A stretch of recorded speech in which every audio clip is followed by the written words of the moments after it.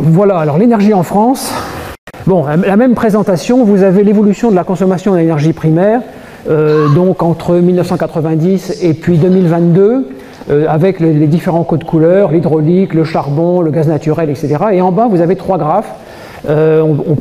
Voilà, donc là, on voit bien. Alors là, vous avez la répartition de la consommation d'énergie primaire, donc entre le nucléaire, je parle bien là, on va revenir sur l'électricité. Là, c'est vraiment le pool d'énergie primaire dans le mix énergétique.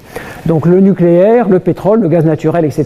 Et là, j'ai fait un zoom sur les énergies renouvelables, parce que c'est important et c'est un peu contre-intuitif. En fait, on se rend compte que ce n'est pas l'hydraulique dans le pool énergétique qui est le plus important, c'est 1,8%. Et la partie la plus importante, c'est la biomasse, donc c'est le bois de chauffage. Et on est à 4,7%. Donc encore une fois, c'est un peu contre-intuitif, donc c'est pour ça que ça m'a semblé intéressant de vous montrer ce schéma. Et si on peut aller encore un petit peu plus à droite, là c'est la consommation d'énergie finale par secteur. Donc le transport, c'est 33%, le résidentiel, 30%, le tertiaire, etc. Donc, vous voyez, c'est le transport, la partie lourde, ce sont les camions qui traversent la France, etc. Ce n'est pas toujours l'industrie ou les véhicules français. Voilà, donc le charbon, les chiffres les plus importants, donc charbon et pétrole, ils ont fortement reculé, le gaz naturel, il a augmenté de façon très significative, et les énergies renouvelables, donc, ont doublé. Et malgré, alors on voit, en fait, on a eu un maximum qui était en 2005, et on voit que, bon, on est, bon an, mal an, on a réduit un peu notre consommation d'énergie, mais par contre, le mix, il a complètement changé, et on a quand même réduit, mais ça, ce sont les efforts liés à l'efficacité énergétique, on a quand même réduit notre consommation d'énergie, malgré l'augmentation de la population. C'est lié à deux choses, l'efficacité énergétique, mais aussi autre chose qui est quand même très importante, c'est la réduction de l'activité industrielle sur le sol français. Donc ce n'est pas que positif. Voilà, alors la production d'électricité, donc un focus sur la production d'électricité. Alors là, vous voyez qu'on explose, on est passé de 1980, en 1980, on était à 245 TW, et on est maintenant à 550 TW. Donc avec, là, bien entendu, la part du lion, c'est le nucléaire, 72%. Le thermique, donc là on voit bien les différentes composantes, le thermique, l'éolien qui a commencé véritablement à se développer dans les années 2000, comme on disait tout à l'heure. Je voulais juste vous montrer les centrales au gaz naturel. Donc vous avez deux cartes en fait. À gauche, les centrales au gaz naturel. Donc on a 16 centrales au gaz naturel. Elles sont importantes, elles ne fonctionnent pas en permanence, mais c'est ce qu'on appelle le peak shaving. C'est-à-dire qu'en fait, quand on a besoin, on a vu qu'il y avait les steppes, mais quand on a besoin de produire de l'électricité parce que il est 20 heures, en plein hiver, il fait froid, etc. On a besoin de produire de l'électricité rapidement. Eh bien, on a ces centrales. Donc vous voyez, elles sont localisées, elles sont très performantes, un cycle combiné, etc. Et il ne nous reste plus qu'une centrale, donc au charbon, c'est la centrale de Cordemais, mais qui fonctionne extrêmement rarement. Et là, vous avez donc les 56 réacteurs divisés en 28 centrales, si je ne me trompe pas, 56 réacteurs, voilà. Et donc vous avez leur localisation et puis leur puissance. Bon, je vais pas rentrer dans le détail, mais bon, vous voyez que c'est très important et ça représente 72% de notre production d'électricité. Alors l'éolien. L'éolien, donc les parcs éoliens français donc, qui sont raccordés, là c'est des dates qui sont extrêmement récentes, on n'est qu'à 23,5 gigawatts. Alors vous avez le tableau qui est en dessous, donc le nombre d'installations c'est considérable, 2381 en terrestre et en offshore, en maritime, on est à 8. Et celles qui viennent d'être raccordées, il y en a en terrestre 22 et en offshore 15. Les projets en cours, donc on est à 15, mettons, dont la grande majorité donc en terrestre. On a l'impression qu'on a fini de construire des éoliennes terrestres. Eh bien non, c'est pas complètement vrai. Et puis 3,2 en offshore. Mais par contre, la France, elle dispose par rapport aux autres pays européens, comme je vous le marque là, de 5400 km de côte et donc d'un très fort potentiel. C'est pas pour ça qu'il faut en mettre partout. Mais donc l'État a affiché des projets ambitieux. Donc en 2035, 18, le 18 est à comparer au 1,5. Et en 2050, on sera à 45. Et là, vous avez à gauche donc les parcs en service. Il n'y en a que 2 actuellement. C'est Saint-Nazaire, donc qui a été la première à être mise en service, et Saint-Brieuc. La dernière éolienne a été installée à la fin de l'année, donc en décembre, et elle est en cours de production. Alors ça met un certain temps quand même avant d'être en production.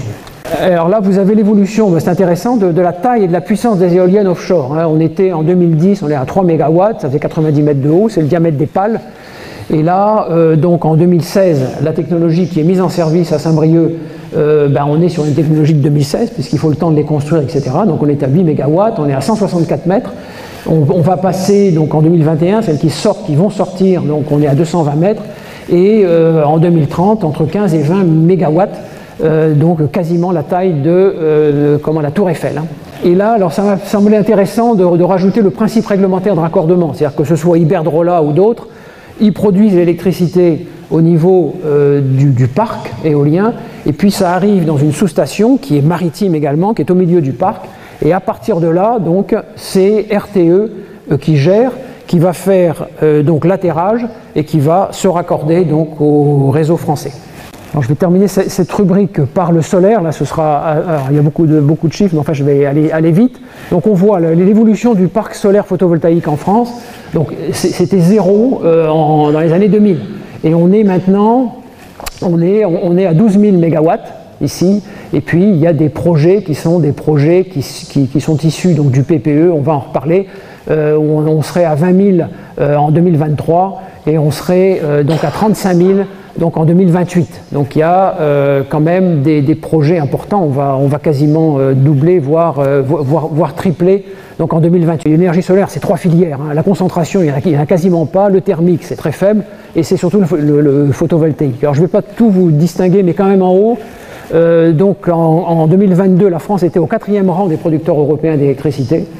Au 12e rang mondial, donc c'est quand même pas si mal, et au 16e rang européen en termes de puissance installée par habitant.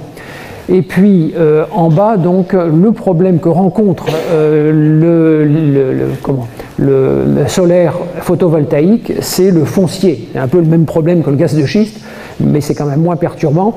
Et donc les études sont menées, sachant que le potentiel le plus important, c'est d'utiliser des friches, les friches industrielles, et puis imposer, c'est ce qui se passe maintenant, imposer que les nouveaux hangars de logistique, etc., soient équipés, s'ils ne sont pas équipés, que leur structure, leur génie civil, et il y ait une réservation de la place pour pouvoir installer donc des cellules photovoltaïques. Un sujet très controversé, c'est l'agrivoltaïsme également, mais on commence à en voir, ça dépend comment ils sont installés, dans quelle zone, etc. Je voudrais juste quand même revenir, faire un zoom sur la centrale solaire de Cestas, qui est la plus grande d'Europe. Donc elle est dans les Landes, en Gironde, pardon. Elle a été inaugurée en 2015, donc c'est pas si récent que ça. Donc 1 million de panneaux, donc il faut voir, c'est vraiment très impressionnant. Sont toutes malheureusement construites en Chine, ça représente 45% de l'investissement, 260 hectares, donc 300 MW installés, et donc ça permet de couvrir la consommation moyenne de 50 000 habitants. Donc vous voyez le problème là que l'on rencontre, c'est le problème du foncier. Alors je ne vais pas tout détailler, juste ce qui est en haut est important. Donc ce sont un plan qui est national, les choses sont prises en charge. Quand même. Donc à l'occasion de l'accord de Paris, la France s'est engagée à réduire ses émissions carbone. Donc en réduisant ses émissions, mais surtout en faisant des puits de carbone, aussi en faisant des puits de carbone. Et c'est ce qui est en rouge là-haut. Donc en 2050, les émissions de gaz à effet de serre devront être de 50 millions de tonnes d'équivalent CO2 pour une absorption équivalente, ce qu'on appelle le zéro émission nette. Pourquoi? Alors c'est bien sûr des forêts, des puits de carbone, mais c'est aussi surtout ce qu'on appelle le CCS, donc c'est le stockage, c'est la capture et le stockage donc, du carbone sur les grandes installations industrielles.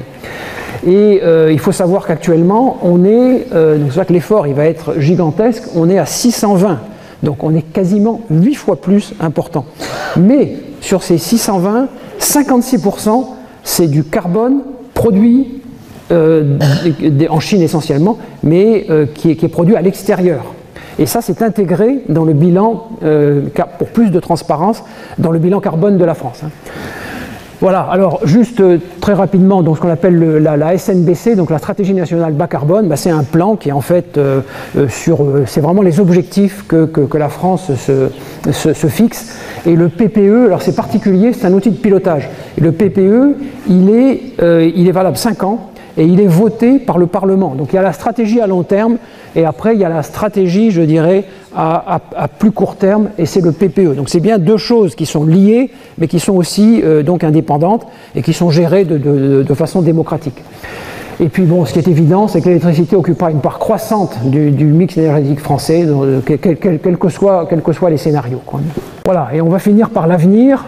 Alors, d'abord le projet ITER, évidemment c'est incontournable. On avait parlé tout à l'heure donc de la fission, on va parler de la fusion, donc c'est pas du tout la même réaction.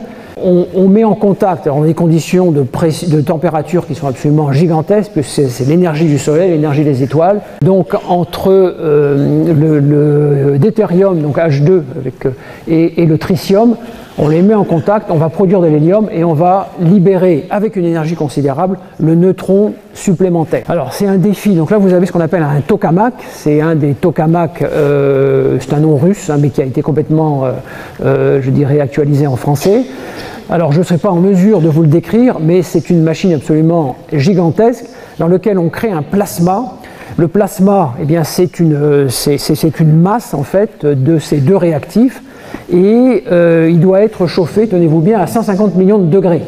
Bon, évidemment, on a l'habitude de ce genre de température et il ne faut surtout pas que ça touche les parois, parce que si ça touche les parois, tout fond. Donc du coup, le plasma, il est confiné donc, dans une chambre magnétique intense, de façon à ce que ça ne se touche pas et qui sont générés par des électroaimants gigantesques, supraconducteurs, qui eux-mêmes sont refroidis à moins 269 degrés. Donc évidemment, c'est une technologie qui n'est pas à la portée de tout le monde, mais il y a quand même beaucoup de petites entreprises qui s'y intéressent avec des technologies un peu différentes. Mais le gros problème, c'est celle du confinement. Donc 35 pays sont associés au projet. Alors vous avez toute la liste et les pays en bleu. Il faut quand même savoir que c'est tellement stratégique que même la Russie, un peu comme l'ISS pour le spatial, eh bien la Russie, elle participe toujours au programme. Il y a des ingénieurs russes, alors, je ne vais pas les vérifier, mais enfin du moins c'est ce qui est dit. Donc, parce que c'est une énergie infinie. Alors ce qui est intéressant, donc là vous avez le projet, ce qui est intéressant ce sont les perspectives. D'abord un point important, c'est en France, pas faire du nationalisme, enfin c'est à Cadarache. Et c'est vraiment du très haut de gamme, hein. C'est de la physique nucléaire. Donc les perspectives, production d'énergie à grande échelle, là on est véritablement sur une source qui est inépuisable, pas d'émissions de CO2, mettons de côté l'énergie grise, hein, on en a parlé, il faut quand même l'avoir présent en tête, pas de génération de déchets, on n'est pas du tout sur les mêmes problématiques que la fission, pas de risque d'emballement, c'est-à-dire qu'en fait on coupe l'électroélément, ça s'arrête. Alors c'est aussi une réaction en chaîne, mais c'est beaucoup plus facile à maîtriser. Et bon, je veux bien croire, il n'y a pas d'application militaire, sachant que la bombe H existe, donc ils n'en ont peut-être pas besoin. Mais voilà, donc c'est quand même, donc ce qui est important, c'est que c'est un projet qui est pratiquement universel, il n'y en a pas tant que ça, et c'est quand même réconfortant, quoi. Un projet ITER, donc c'est pour International Thermonuclear Experimental Reactor. Alors l'hydrogène, ben, j'avais dit que je n'en parlerai pas, ça nous fera gagner du temps. Vous avez une exposition avec 12 panneaux, là je remercie mes collègues d'Armor Science, mais ça fait partie des énergies de l'avenir. Je vais plutôt me consacrer donc au dernier slide. Voilà, c'est les e-carburants. Alors, je n'ai pas parlé non plus des biocarburants, parce que les biocarburants, on est tous familiers, hein. On va faire le plein, on a des biocarburants, c'est plus véritablement, même s'il faut améliorer les choses. Par contre, les e-carburants, c'est assez nouveau. Alors, c'est pour ça que ça m'a paru important donc, de les présenter. Donc, c'est pour décarboner le transport et l'industrie sans entrer en compétition avec les produits alimentaires et les terres agricoles. Alors, qu'est-ce que c'est en fait? Ce sont des carburants de synthèse ou électrocarburants. Bon, pourquoi? Parce qu'ils sont produits à partir d'énergie renouvelable uniquement. Après, vous faites une électrolyse de l'eau, vous produisez de l'hydrogène et vous allez soit utiliser de l'azote atmosphérique obtenu par distillation, soit du CO2 obtenu par captation. Et vous allez faire ce qu'on appelle une réaction de méthanation. Alors ce n'est pas la méthanisation, ça n'a rien à voir, c'est une réaction chimique qui s'appelle la méthanation. Et cette réaction, en fait, c'est la combinaison entre cet hydrogène issu donc, des énergies renouvelables et le monoxyde de carbone et le dioxyde de carbone. Et en fait, cette réaction, elle va permettre de produire du méthanol, du méthane, même de façon plus large du pétrole de synthèse, qu'on appelle le e-crude, et on va définir derrière tout ce qui sort d'une raffinerie, du diesel, du kérosène, de l'essence, etc. Ça veut dire que pour le transport, en particulier les avions, etc., donc on aura une source décarbonée puisqu'on va utiliser le CO2 et que l'énergie nécessaire à cette réaction de méthanation, elle sera produite avec l'électrolyse de l'eau à partir donc d'énergie renouvelable. Alors c'est le dernier pavé là avec le bateau, donc la mobilité lourde, ça représente 25% des émissions, donc le transport aérien et le transport maritime. L'électricité, bon, ça va s'imposer pour les véhicules légers, mais ça commence à être un peu compliqué pour le transport, alors je mets de côté l'hydrogène.